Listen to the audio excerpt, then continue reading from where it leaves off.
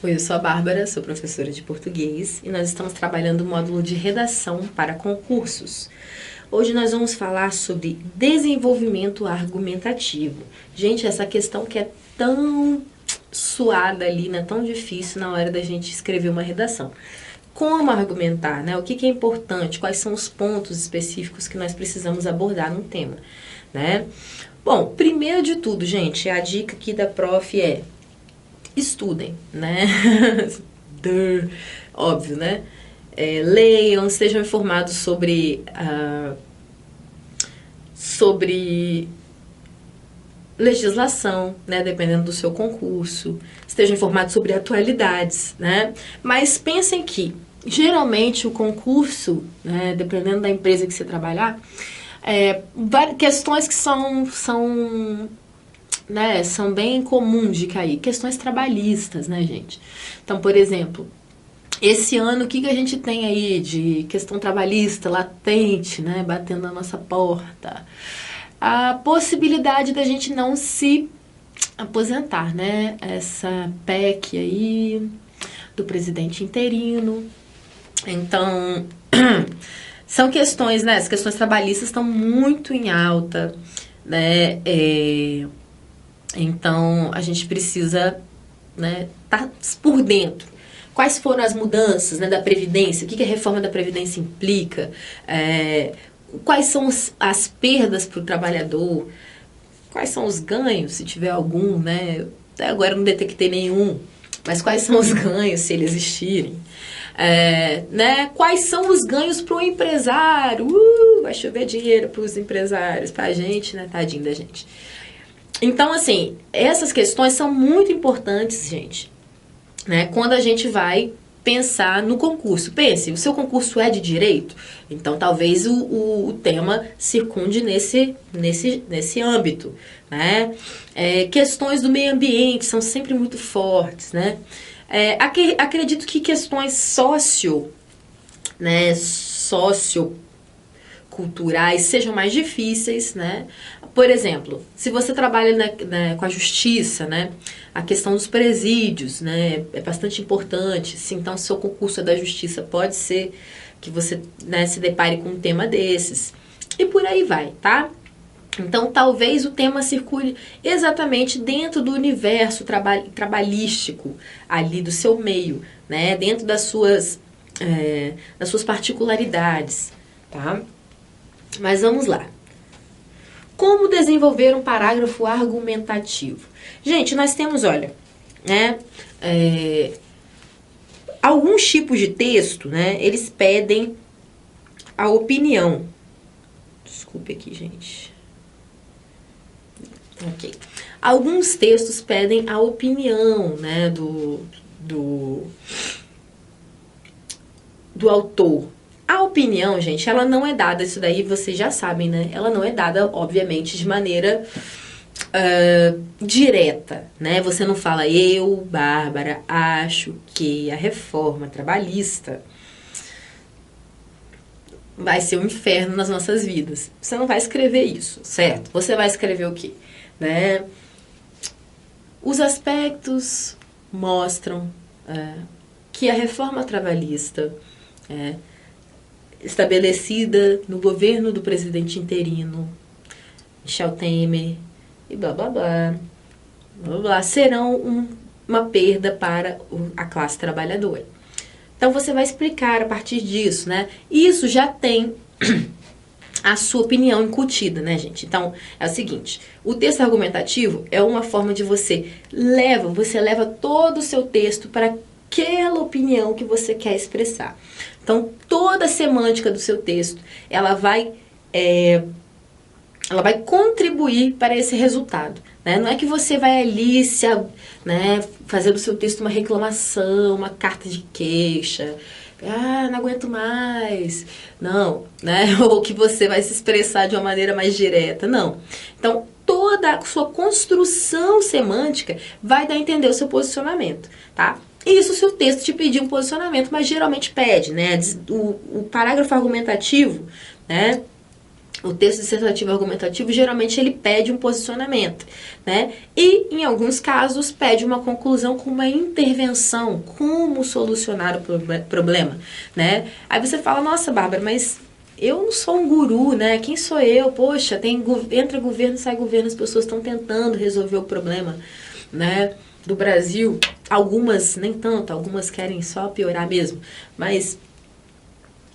né? Todo mundo tá tentando resolver. E como é que a gente faz? O que que a gente, né? O que que a gente, quem sou eu para sugerir uma proposta? A sua proposta não precisa salvar, tá? O Brasil de desse desespero, não, né? Que a gente tá, todos nós estamos. A sua resposta não precisa salvar o Brasil, né? Mas você precisa sugerir uma forma. Tá? Não adianta, não se preocupe com ser assim a resposta mais, a solução eficaz que vai tirar tudo, porque se você tiver, inclusive, liga pra mim, pra gente trocar uma ideia, quem sabe a gente resolve alguma coisa junto. Mas, de modo geral, né, é só uma suposição, tá, gente? Então, a sua questão argumentativa de direcionamento, ela vai se dar assim, tá bom? Então, vamos lá. Devemos pensar os parágrafos como pequenos textos. Cada um deles deve ter uma introdução, um desenvolvimento e uma conclusão, né? Isso daí é básico, a gente já falou sobre isso, né? Então, a estruturação do seu parágrafo de cada um deles, né, tem que formar um pequeno texto. Então, é importante ali ser uma unidade de sentido. Um parágrafo não deve ser dependente do outro. É melhor que eles estejam ligados apenas pela retomada de ideias. Então, gente, retomar ideias é o seguinte: qual é o tema central do seu texto? O seu tema perpassa todos os seus parágrafos? Então tá ok, tá? Não evite, né, o que eu já falei aqui. Evite iniciar o seu texto com um advérbio, com uma conjunção, né, tipo...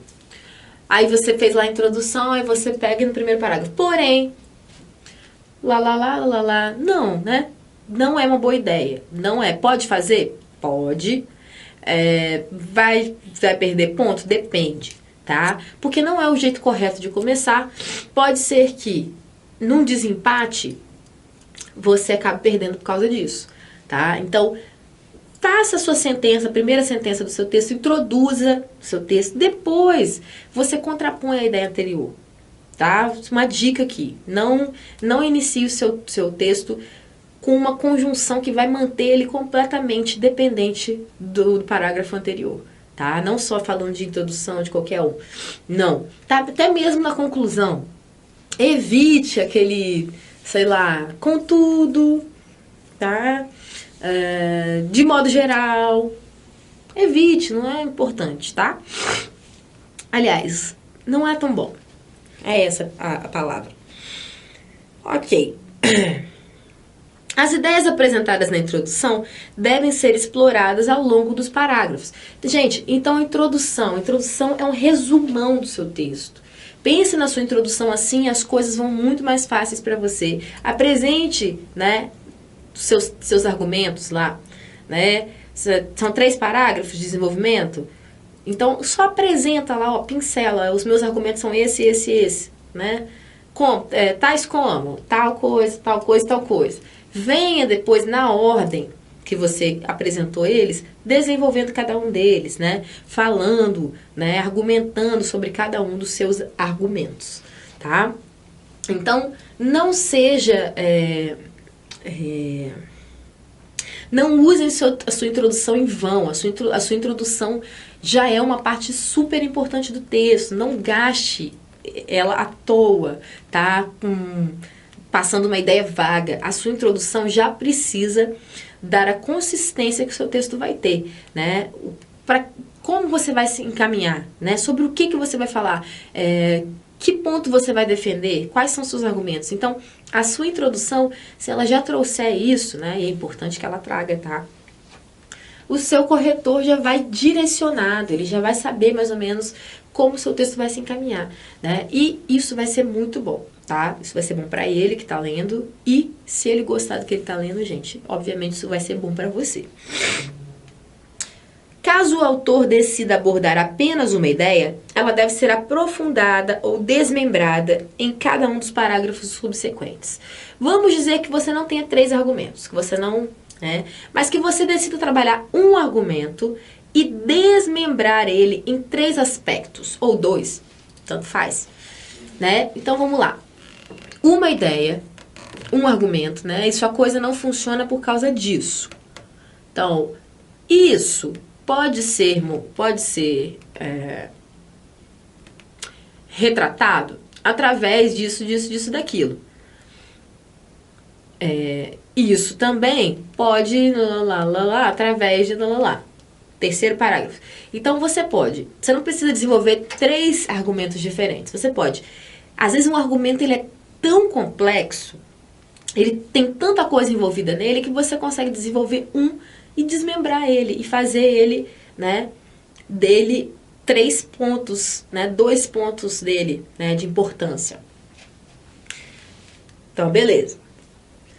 Não se deve misturar mais de um aspecto da questão em apenas um parágrafo, pois isso aumenta a possibilidade do tema ser trabalhado com superficialidade. Não cometam a besteira de falar sobre 2 aspectos do tema em um parágrafo só. Isso é desnecessário, gente. Isso mostra falta de organização, do seu texto. Isso mostra superficialidade, porque parece o quê? Que você não tem o que falar, que você já mete outro argumento, Então, não tenha preguiça, E se encha de conteúdo. Eu não posso dizer pra você assim, O que vai... Bárbara, o que vai me garantir que eu vou ter argumentos? Só você mesmo, infelizmente, a vida é assim. Leia, veja os temas anteriores, veja quais tipos de tema costumam ser cobrados e leia bastante. Então, se você pega, porque a reforma da Previdência, para o trabalhador rural, sei lá do que, Você está falando do trabalhador rural, de repente, no mesmo parágrafo, você fala, mas o trabalhador urbano, em consequência disso, também, das fábricas, das indústrias, blá, blá, blá. Não, gente? Em um você fala do trabalhador rural, em outro você fala do trabalhador das indústrias, trabalhador urbano. Gente, 5 linhas de parágrafo. Se você não conseguir falar sobre o trabalhador rural e as dificuldades do trabalhador rural em 5 linhas, ou do trabalhador urbano, ou das empresas,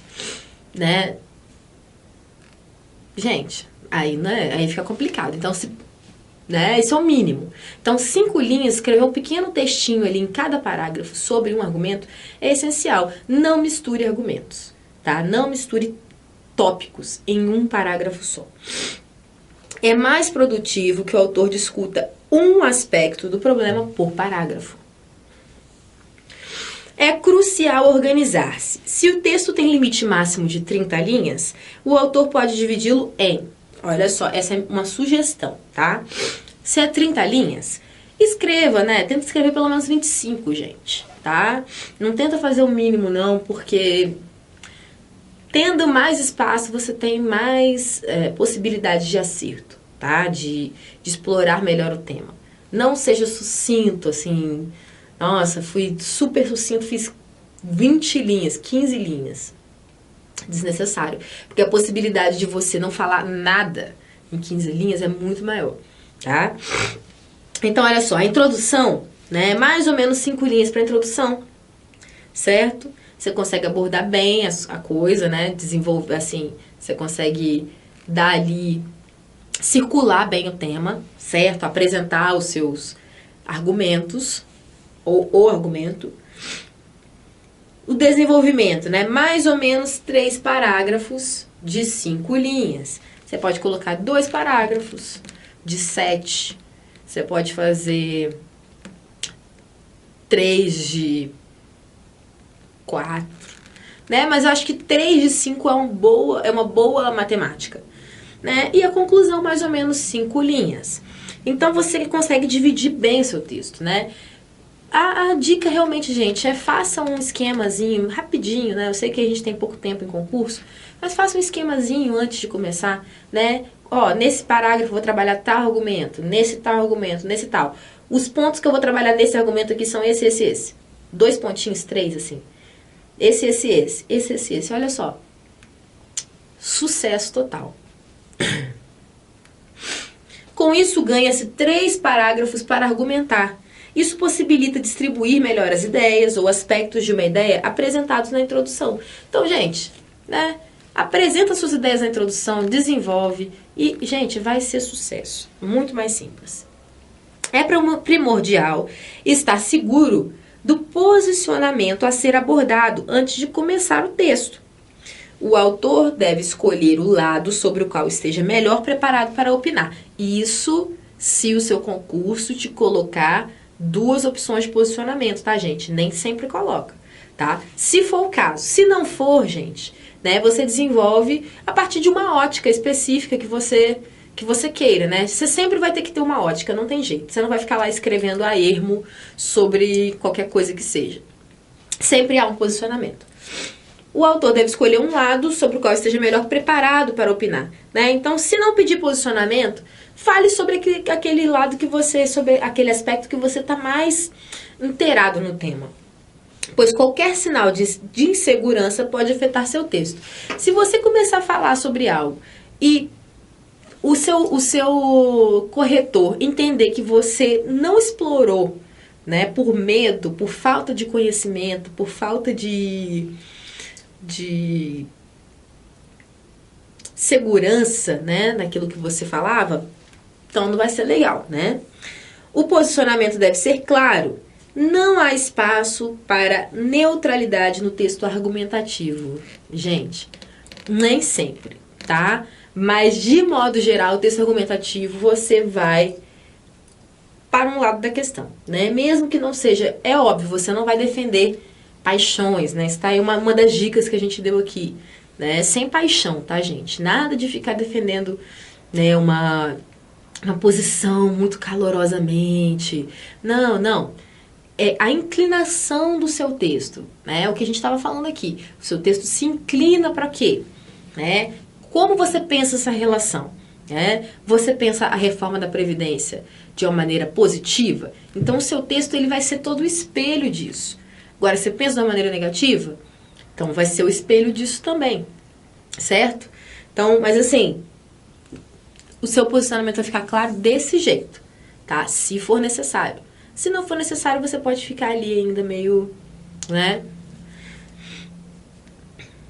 Estar preparado para um tema aleatório requer muita pesquisa. Óbvio, né? A gente não faz ideia. A gente pesquisa, circunda, tenta cercar ali, né? Tipo a loteria, a gente tenta cercar. Mas a gente sabe muito bem que não é assim que funciona, né?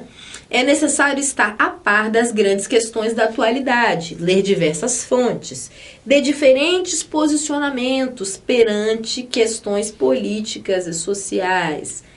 Gente, não dá para ler só um lado da história, tá? Não dá. É isso na vida, tá? Na vida. A gente não pode se posicionar política e socialmente na nossa vida, tá? Isso não é seguro, isso não é saudável, sem ler as duas coisas, sem se informar muito bem sobre as duas, né? Os dois lados da moeda, tá? Isso é dica mesmo pra vida, não é só pra sua redação, não. Mas pra sua redação também é importante, porque você tem que saber o outro lado também, gente. Se te pede posicionamento, né? Você tem que pensar nos dois lados, tá? Lembrando sempre que a sua conclusão, a sua intervenção, né, na situação, ela precisa estar de acordo com os direitos humanos, tá? Isso é uma questão, ó, tem que ter ética, tá? Seu posicionamento, se ele for um posicionamento extremista, né, você pode ser eliminado. Isso não sou eu que estou dizendo, tá? Isso vem em qualquer edital de concurso, tá? E qualquer dica que você pegar na internet, você vai ver isso. Evite paixões, extremismos, né? E evite um posicionamento extremista, tá? Na sua conclusão aí do seu texto, tá? Sempre com foco na ética e nos direitos humanos. Então, mesmo que o autor discorde de um determinado ponto de vista, é necessário conhecê-lo, tá? Cuidado ao citar referências históricas. E ou estatísticas. Vincular informações falsas no texto pode ter consequências catastróficas. Gente, se você não sabe uma data, se você não sabe uma estatística, não jogue com estatística. Se tem na coletânea, né, naquela reunião de textos lá, aí você pode usar. Né? A coletânea está ali para isso, para a gente usar uma informação ou outra. Né? Ela está ali para ajudar. Então, aí beleza. Agora, se você não tem certeza de uma data, assim, igual você tem certeza da data do seu nascimento, não use, tá? De cabeça. Não use porque datas falsas, informações falsas não podem ser veiculadas no seu texto. Ao fazer esse tipo de menção, o autor deve basear-se nos dados que a coletânea do exame disponibiliza, ou citar apenas aquilo que tem certeza, né? Então, uma coisa ou outra. Enfim. A coletânea, textos, citações, estatísticas, etc., disponibilizada pelo exame, não deve ser copiada, porém é uma importante aliada, tá? O autor pode fazer uso de diversos elementos veiculados por ela, inclusive usar algumas das citações devidamente sinalizadas e creditadas em seu texto. Então, você quer usar uma citação ali? Use só se for extremamente... Ah, gente, esse negócio de ficar usando citação assim à toa... Você vai trabalhar aquilo ali, reforça o seu argumento, né? Corrobora com a sua ideia, você vai destrinchar aquilo ali, então use, né? Se não, fica só citar por citar, né? A opinião do autor é imprescindível no texto argumentativo, mas ela sempre deve vir em terceira pessoa, né? Isso a gente já falou, né? O seu posicionamento, ele vai pelo direcionamento do seu texto, pela inclinação do seu texto. Não porque eu acho isso, eu acho aquilo, eu prefiro isso, eu prefiro aquilo. A subjetividade é importante na construção do texto, mas a pessoalidade deve ficar de fora. Então, a subjetividade é importante porque a subjetividade ela é responsável por essa força criativa que a gente tem, né, que a gente possui. Pô, tudo que você faz tem coisas subjetivas, é quem você é, o que você pensa. Só que você deve deixar de lado a pessoalidade. O que é isso? Você não vai levar para o lado pessoal, né? Então, tem gente que defende posições extremistas que você não pode colocar na sua redação. Não adianta.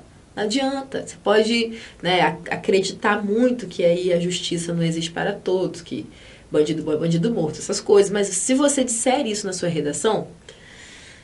Gente, isso é coisa para desclassificar a redação, tá? O autor pode basear-se em suas crenças, mas ele deve obrigatoriamente basear-se em fatos.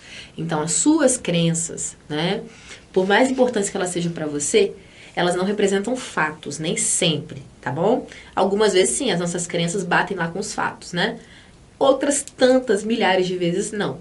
Então...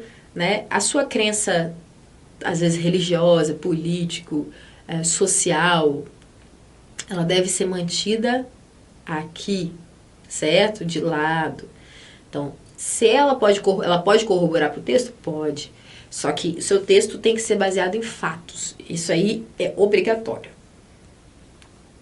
Bom, eu trouxe para a gente ver um exemplo de redação nota 100 no concurso do TRT Santa Catarina 2013. Gente, é muito difícil achar as mais atuais, tá? Muitíssimo difícil. Então, peguei uma de 2013, mas enfim, né? Serve como exemplo pra gente dar uma olhada. O tema é causas e efeitos do trabalho informal. Por isso que eu digo, tá, gente? Questões trabalhistas nesse tipo de concurso é bem, né? É uma possibilidade grande de cair. Então, procure se informar bem sobre, né, esses momentos de questões trabalhistas que a gente está passando aqui. Reforma da Previdência, nessas PECs, todos esses direitos que foram tomados de nós. Então, procure se informar bastante sobre isso, né, sobre o tema, para saber como escrever. Vamos lá, vou ter que ampliar aqui, porque é uma foto, né? Tudo bem. Vamos lá. A crescente concorrência mercadológica aparece como barreira ao trabalhador que almeja formalizar a prestação de serviço, não só por ter reduzida de maneira considerável a margem de lucro, como também por restringir o leque do negócio poucos produtos. Então, olha só, gente. Essa pessoa, ela apresenta aqui, perceba, ela apresenta, né, dois aspectos, né? Ela fala, a margem de lucro é reduzida. Ó, por ter reduzida a margem de lucro, né?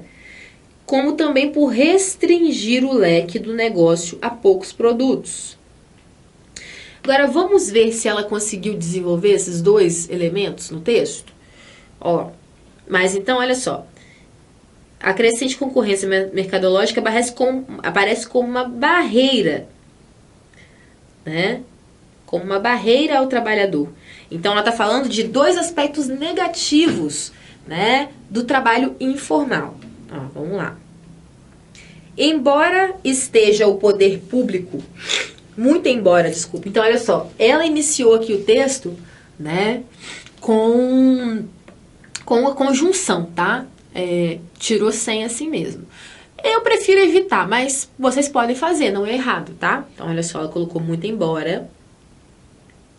Muito embora o poder público, muito embora esteja o poder público engajado em fornecer subsídios aos trabalhadores informais, que vão desde as isenções até as restituições de maiores valores de impostos de renda, isso não confere a eles competitividade.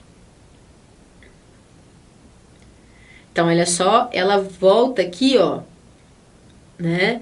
Ela volta aqui a margem de lucro, por exemplo, né? Vamos lá. É mister, né? É necessário, é muito importante, que se ofereçam, além de incentivos, benefícios continuados, de modo a garantir aos trabalhadores uma certa segurança jurídica, que valha o desembolso do investimento na formalização do trabalho. Então, você formaliza, sai por um preço pro microempreendedor, né? Outro aspecto bastante defendido pelos operários, que preferem manter-se sem vínculos, é a facilidade com que podem mudar de rumo mercadológico, quando da existência de muitas formalidades. Mercadológico, ponto. Quando da existência de muitas formalidades, isenção do CNPJ, por exemplo, o término do contrato acaba sendo muito moroso, o que, em se tratando de economia capitalista, pode, sem dúvidas, comprometer a existência do negócio. Então, peraí. Outro quesito bastante defendido pelos operários que preferem manter-se sem vínculos é a facilidade com que podem mudar de rumo mercadológico. Quando da existência de muitas formalidades, a inscrição do CNPJ, por exemplo, o término do contrato acaba sendo muito moroso. Então, olha só. Os que são informais, né, eles têm essa possibilidade essa mobilidade maior. Os que não têm, né, é muito moroso. Então, isso pode dificultar o comerciante. Ok. Não há como negar que, por outro lado, os trabalhadores legalmente formalizados ficam em desvantagem no que tange a precificação, né, colocar preço, já que não conseguem competir de maneira igualitária com os preços aplicados por profissionais que não terão deduções de suas arrecadações. Então, ela coloca o contraponto, né? Na verdade, ela está falando dos trabalhadores formais, né? Todas as desvantagens vêm dos formais. Aqueles que estão informais, né? Eles têm muito mais rapidez, o preço vai ficar mais barato para eles, então eles não vão cobrar menos, né? Então não dá para competir com os informais, é essa questão. Até por uma questão de burocracia também, pelo que ela afirma. Não há como negar que, por outro lado, os trabalhadores legalmente formalizados ficam em desvantagem no que tange a precificação, já que não conseguem competir de maneira igualitária com preços aplicados por profissionais que não terão deduções de suas arrecadações, não vão pagar imposto, né? Evidencia-se, portanto, não só uma negligência pública em relação aos trâmites legais de formalização do trabalho, como também os benefícios financeiros que a informalização confere aos trabalhadores. Fatores estes que prolongam e reafirmam a existência